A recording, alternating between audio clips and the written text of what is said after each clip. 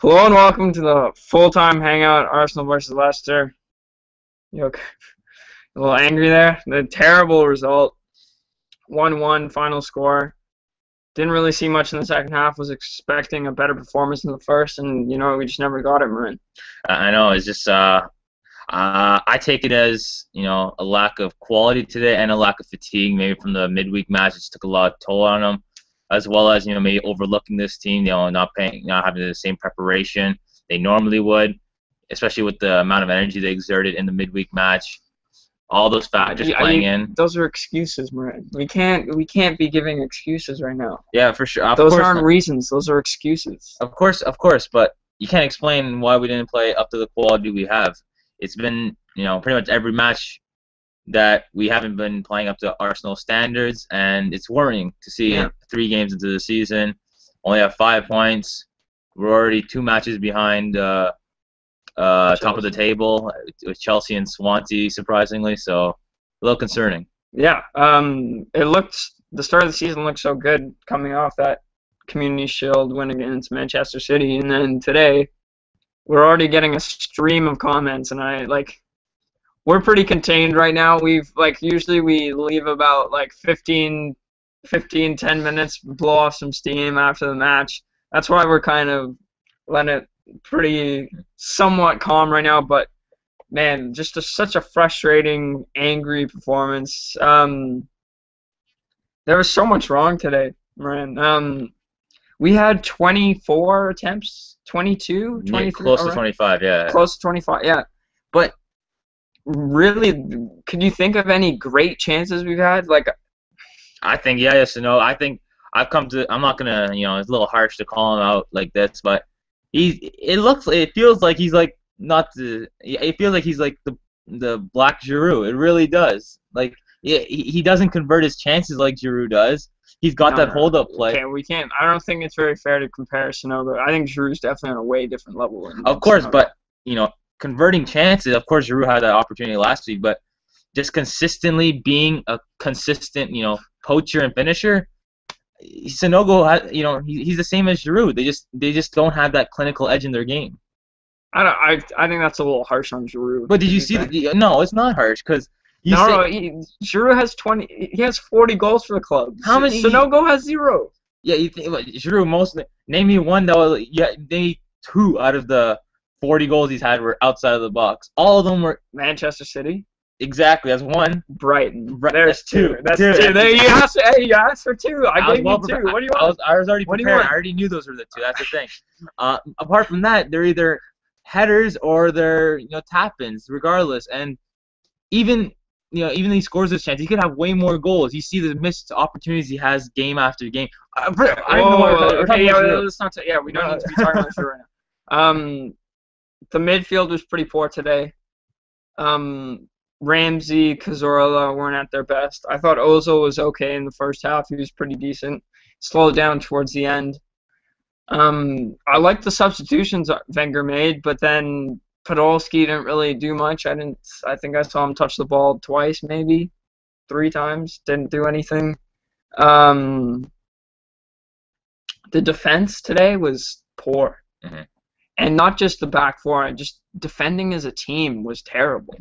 The commitment to defend after we lose the ball was lackluster, and it gave them so many opportunities to hit us on the counterattack. Our counterattacking defense was just terrible, and they got all their chances up. And quite honestly, you could make a strong argument that Leicester deserved the 3 points today.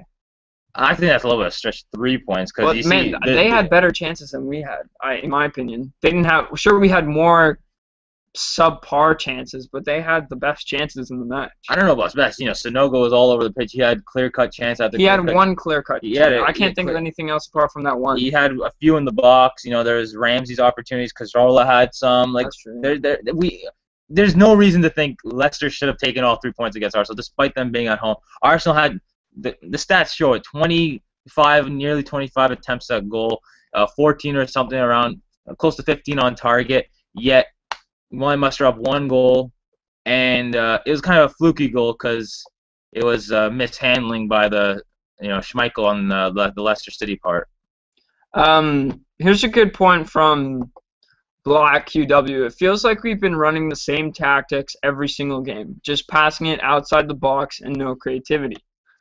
That's a really good point. We haven't really switched up formations. We haven't given teams different looks, and I think we've become predictable to play against. I know we did a video before the season started, 5 ways Arsenal can improve, and one of them was versatility in terms of the different formations we throw out and the different mindsets we go out with.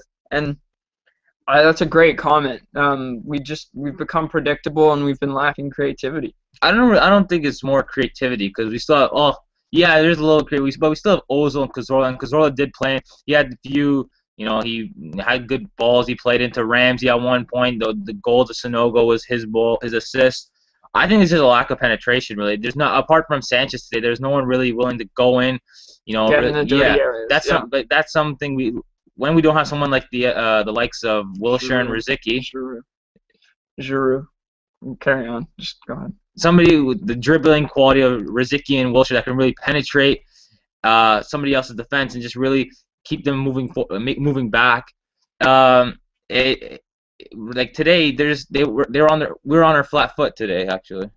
And we talked about this in the first half. There wasn't much conviction going forward. There wasn't much of a purpose going forward. We didn't have, when we got into the final third, we were a little lost. Like, I don't think it's the first time this has happened. No, not at all. Like, we've started the season out like this, and basically we get to the final third and we're kind of stumped. We try little flicks, trying to get through their defense with little flicks over them into the box, and that doesn't work. It becomes predictable. Teams know how to set up against us. They just put 10 men behind the ball, and we're toast, really. But it also goes to the way Wenger organizes a team. When you put someone of the likes of Ozil or Cazorla on that left flank, it makes it really predictable to see what they're doing because those are players that really don't have the width to really stretch out a defense. They're more players that cut inside and come to the midfield. So it makes it easy for the opposition's defense to really set up against it, just stay compact and just disregard that flank and just play more, just compact our midfield and just make it frustrating for them to break anything through. Here's a really good comment from Boss Calzi. We need a defensive mid ASAP. Flamini doesn't cut it. I would have to agree with that statement for sure, because we were talking about this at the halftime hangout for a little bit. This may sound a little strange, but I think we're really missing Arteta. We just look kind of lost. The flow of the game isn't there. The connection from the midfield to the front 3 attacking players just isn't there right now. And the way that Flamini and Ramsey are checking towards the ball at the defensive level, it's just disjointed. It's not working. And with Arteta, you don't really know what you have till it's gone. Sure, we all know he isn't the best athlete.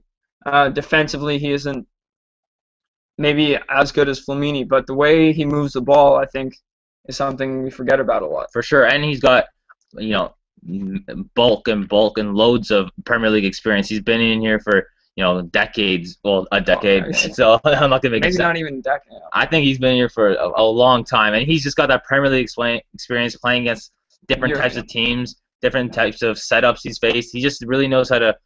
He just really knows how to distribute the ball, make the right plays, and just really know how to dictate the pace of a match.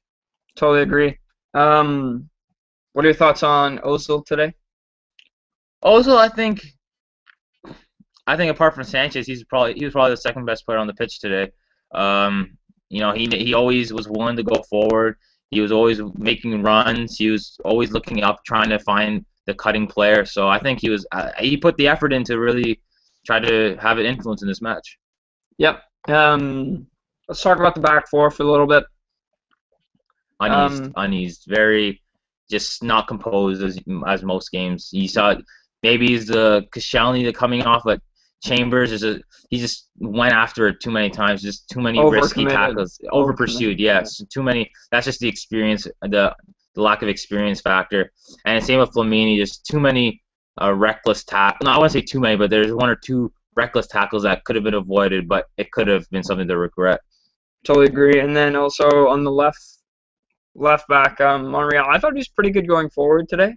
Yeah. But defensively, he got caught on the counter a couple times. He got caught too far up on the pitch when sometimes he doesn't maybe need to be there. Debussy was solid. Mertesacker doesn't. Yeah, he hasn't really been the same player he was last year. Um, there was that one time where him and Flamini, I think, got burned on, or him and Monreal got burned on the left side. That wasn't great. That nearly led to a scoring opportunity for Leicester, and he just doesn't seem, since coming back from the World Cup, like the same player he was last season. Sorry. Let's see. I'm just going through the comments. There's a bulk of them right now. A few Giroud comments that one. Well, we're not talking about Giroud today. Daniel Sutherland got something pretty. Okay. Well, okay. Let's. Wenger has the worst tactics out of all the one draw men. And people lose their mind. Come on, let's relax a little here. Well, I think no. Come on. I think blasphemy. No, I think he's probably in-game adjustments. He's probably the most unprepared out of most managers in the world. You know, when you play in those matches last year, those big matches, the Chelsea's, he just didn't make any in-game adjustments. Conceding early, he didn't make in-game adjustments. He just lacks in that aspect of the match. Everything else, he's obviously, I think he's a genius. He's the fact that he's built all this for Arsenal and everything. Obviously, you can't dwell on the past, but he's still got his lovely passing philosophy and attack. His faith in young players such as Ramsey has paid off for him. But yeah, to some degree, his in-game adjustments just aren't up to par to some of the managers in today's world. Here's a good comment from the real Mike Safaridin. Sorry if my pronunciation of some words is just terrible. The Wenger out brigade will be coming very soon. Brace yourself. Shit performance, but early days, guys. The real tests come when we play City. It's a good comment. It is early in the season. There is still lots of time to make it up, but I do agree with you. Like, it's not a good step. It's not a step in the right direction, but there is still time to ready the ship. Yeah, you can't just, obviously I'm still a Wenger in guy, and I think the true supporters. I think anyone who loves this club would actually agree that I think you got to stick with Wenger as long as he's willing to stay at the club and willing to stay in managing. But you don't see Chelsea fans slating Mourinho. Obviously they've done it in the past, but you don't see them saying Mourinho out, or you don't see City fans saying Pellegrini out. Last year when they had these unexpected losses, they never said Pellegrini out. Oh no, there was a little stick to Pellegrini, but I do agree to the extent that Arsenal fans go. Obviously, the trophy drought of played a factor in that, and the lack of a Premier League trophy in nearly 10 years actually plays a role. But you can't beat 04. It's 10 years actually. But of course, you just gotta stick with the guy that brought so many rewards. Oh, we're talking Premier League? Yeah. Okay, there we go. Going against City next week, that's a huge game against a so-called title rival. 2 weeks. 2 weeks, yeah. September Sorry, 13th, we got the... So September 13th, the early kickoff match. Early kickoff. We got international break coming up. I'm pretty sure, yeah. For the Euro qualifiers. Hopefully we can get some rest. Hopefully no injuries. When Ozil went down there, everyone, all Arsenal fans around the world collectively held their breath right there. The one time when you put him in his favorite 10 position, within 30 seconds he goes down. And I was just thinking, man, if he just snapped his ankle on that slidey side of the pitch, that would just be terrible. And as Arsenal fans know, our luck with injuries hasn't been great, and that could have easily been a possibility. But we've signed American fitness guru Shad Forsyth, who supposedly knows a thing or two about decreasing the extent of injury. So let's see if he plays a role. But most importantly, tomorrow's deadline day. Yeah. So you gotta bring up the transfers. Not only that, you gotta bring out the probably stay in the pajamas, stay in your slacks, chill on the sofas, get your popcorn, get your snacks, get everything, get the delivery on pizza, stay at home, follow Sky Sports, follow Twitter, because tomorrow's a big day. If we can't have come out with nothing, Moran?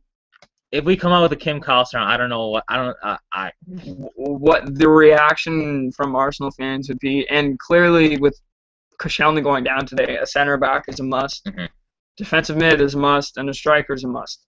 Do I think we're gonna get all three of them? No. I think we'll get it.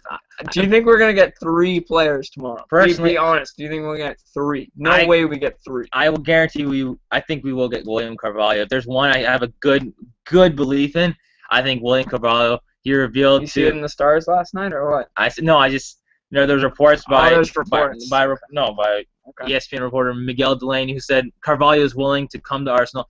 Manchester United and Arsenal are the two clubs most interested. He disregarded United due to their no Champions League and because they're pretty trash. Yeah, United. Yeah, and he's willing to come to Arsenal. If we're willing to spend out, I think if Sporting's willing to bring down their price, I think £25 million, or even bring it 25 to 30 million pounds, you got to spend that cash for a position in need, position in demand that Arsenal truly lack. Because we saw today, we've seen the previous matches that it's a difference between a title contender really, because all the big teams have one. So we got defensive mid, striker, and center back. For the comments today, comment obviously what you thought in the poor performance today. I don't think there's going to be many comments saying that it was a good performance from Arsenal. Comment what you guys would have changed tactics-wise, what you want to see going into the next game, but then also your predictions for the transfer market. I'm not going to sit here and act like I know what's going to happen, because I don't. But I will guess we have three positions in need, so we're probably going to get one or two players. That makes sense. We need three players, but we're going to get one or two. We need three, but we're going to get one or two. Yeah, I really want a defensive midfield. I think that's the position we lack, and I really think William Carvalho is the guy that's going to come in. Khedira's been, silent. The talk to him has been silent, and there's really nobody else that really stands out as a potential X factor for this season. Mm-hmm. Obviously, Carvalho is young. He didn't get that much time in the World Cup. He got very minimal time, to be honest, but he's still that big body who knows how to move the ball, can go box to box, and really he's the type of big figure that you really need. Center back wise, who the hell knows? It could be anybody for that matter. And then for the striker position, let's get that imaginary world-class striker that's available. Yeah. Oh wait, there's none. Well, there's Falcao, who may be on his way to either Real Madrid or Manchester City. By the way, that would be, if we come out with Falcao, that would be something ridiculous. Yeah. Like any Arsenal fans that have expectations for Falcao, you probably should not have those expectations. Like let's be real. If he comes though, oh my goodness, that would, the lift that would give everyone around the club. Like we basically rented a world-class striker. We forgot the whole spend your money wise. Well, not wisely, but just smart. It's a terrible investment, but the football investment it would bring, like, oh man, that would just be ridiculous. Sanchez, Ozil, Ramsey, and Falcao would be ridiculous. Man. Okay, we're in dreamland. We gotta get out of here. But apart from that, we need signings tomorrow because September 13th, that's Manchester City at home, and 3 short days later, it's a trip to Dortmund in the Champions League. Yes. And not at home, a trip to Dortmund to the, if I pronounce it, the Westfalen Stadion. I don't know if I'm even pronouncing that right. Or that's something else stadium. My bad. I think it's okay. Signal it's okay. Iduna Park. We're going to Dortmund. Okay, no need to be fancy. But Dortmund, they had a good result on the weekend against their a road win at Augsburg. 3-0, and they just signed Kagawa today, so they'll be coming out firing. They got attacking threats from all sorts, all sides, all areas of the pitch. So, but we can't look too far ahead. We got to regroup after today's performance. Something's got to change. Hopefully the introduction of Theo Walcott back into the squad will give us a huge lift. Yeah. But I think it's, as you said, Miranda, I think it's that holding mid position that can really win the ball, steady the ship. Because how many times today did we see 3-on-3s, 3v4s, 3v5s, and just outnumbered attacks from Leicester on the counterattack? And part of that is also due to Aaron Ramsey, I think. We all love him going forward, pressuring the goalie. on the opposing team. But sometimes I think it just leaves Flamini isolated in the middle by himself, and it's not like Cazorla or Ozil's gonna come in and cover him in the middle. That's not gonna happen. So sometimes I do feel bad for Flamini because it's just all him, and sometimes I think Aaron just has to, drop back a little and let the attackers go and do that pressuring. Yeah, do you ever think maybe play two holding mids? The way Man City does with Yaya Toure and Fernandinho. Maybe drop Ramsey and then have somebody, because Ramsey is he's a workhorse defensive. He can stick in the tackle for sure. Maybe you should let him drop more. But even still, with Man City, Yaya Toure still attacks, man. He's still a box to box. He's not a holding. Of course. Well, technically, the 4-1-4-1 formation that they show on Sky Sports, that's not how I think that's not how we play. I think it's a 4-2-3-1. Yeah. With Ramsey like that, as you said, that other holding player that's more attacking, plays in front. But here's a comment I think I'll let you touch on. Alexander Rushworth. I don't think that Sanogo has shown or has any potential. I'll let you touch. I know how much we were talking. We were talking about something similar to this, and then you got something to say about Sanogo. Yeah. I think it's unfair for a 22-year-old kid playing really his first real season fit in a big league to be given that expectations. You can't really put too much hate on the guy. You can't make someone into something he's not.